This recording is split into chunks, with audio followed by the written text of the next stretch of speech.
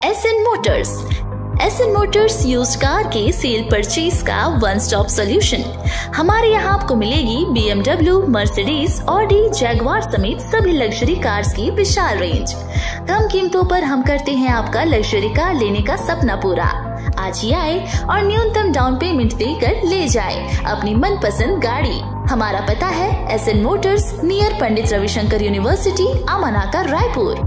आम चुनाव के नतीजों की घोषणा के साथ ही अब ये सवाल खड़ा हो रहा है कि क्या कांग्रेस महासचिव प्रियंका गांधी वाड्रा सांसद बनेगी। ये सवाल इसलिए पूछा जा रहा है क्योंकि राहुल गांधी इस बार 2 क्षेत्रों से चुनाव जीते हैं, रायबरेली और वायनाड से। संवैधानिक रूप से राहुल गांधी को एक सीट खाली करनी पड़ेगी।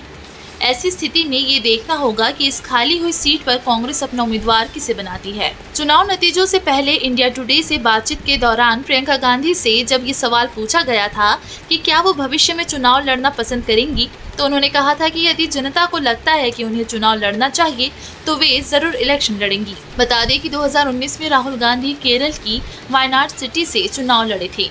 यहाँ से वे चुनाव जीते और सांसद बने। इस बार कांग्रेस ने राहुल को उत्तर और दक्षिण दोनों जगहों से चुनाव मैदान में उतारा। राहुल दक्षिण में केरल की वायनाड सिटी से चुनाव लड़ने उतरे तो उत्तर प्रदेश में वे कांग्रेस की पारंपरिक सीट रायबरेली से मैदान में थे। इस चुनाव में राहुल गांधी ने दोनों ही जगहों से जीत हासिल की। मंगलवार को राहुल गांधी से जब पूछा गया कि वे किस सीट से सांसद के रूप में अपनी आगे की राजनीतिक यात्रा जारी रखना चाहेंगे, तो राहुल ने इसका कूटनीतिक जवाब दिया।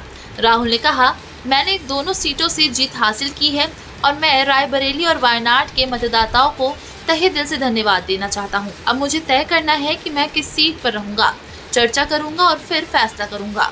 दोनों सीटों पर तो सांसद नहीं कर सकता, लेकिन मैंने अभी तक फैसला नहीं किया है। और कांग्रेस पार्टी सिर्फ एक राजनीतिक दल के खिलाफ नहीं लड़ी थी।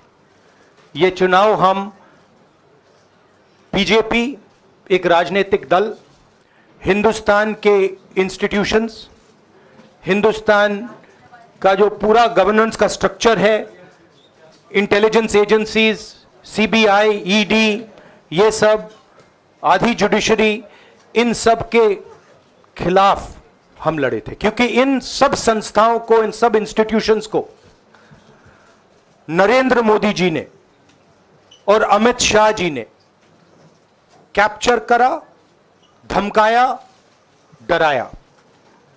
मेरे माइंड में था पहले से, जब इन्होंने हमारा बैंक अकाउंट कैंसिल किया, जब चीफ मिनिस्टर्स को जेल में डाला, पार्टियां तोड़ी, मेरे माइंड में था कि हिंदुस्तान की जनता अपने संविधान के लिए एक साथ खड़ी होकर लड़ जाएगी।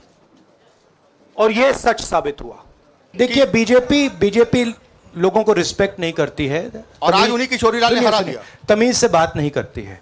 मगर किशोरीलाल शर्मा जी जो हैं, वो 40 साल से अमेठी में कांग्रेस पार्टी के लिए काम कर रहे हैं और उनका अमेठी की जनता के साथ रिश्ता है।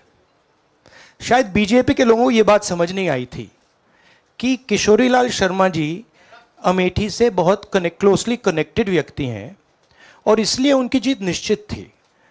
और मैं उनको कंग्रेचुलेट करना चाहता हूं कि अच्छी तरह वो जीते हैं। और उनको बारे में ये कहना कि वो पिए हैं, स्टनो हैं, ये बिल्कुल गलत है, ये ऑफेंसिव है, ये नहीं कहना चाहिए।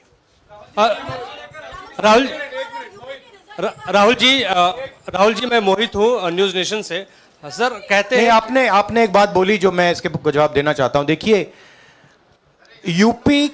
यूपी की जनता से मैं कहना चाहता हूं, आपसे ज्यादा पॉलिटिकल विजडम, मतलब आपने कमाल करके दिखा दिया। यूपी की जनता ने कमाल करके दिखा दिया।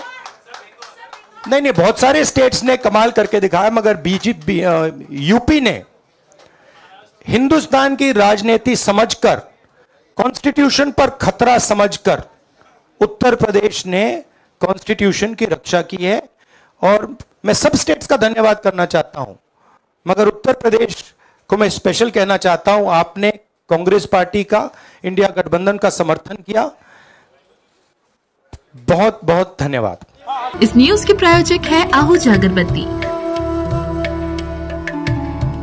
हम हैं छत्तीसगढ़ की नंबर 1 अगरबत्ती के निर्माता आहूजा अगरबत्ती। हम करते हैं आपकी पूजा संपूर्ण। 50 से अधिक फ्रेग्रेंस में उपलब्ध आहूजा अगरबत्ती मनोकामना पूर्ण करे, पूजा संपूर्ण करे। छत्तीसगढ़ की हर खबर सबसे पहले आपके फोन पर। सब्सक्राइब कर बेल आइकन दबाएं। 9 सालों से आपकी पसंदीदा मीडिया अब YouTube पर भी। सिंधु यूथ छत्तीसगढ़ का अपना न्यूज चैनल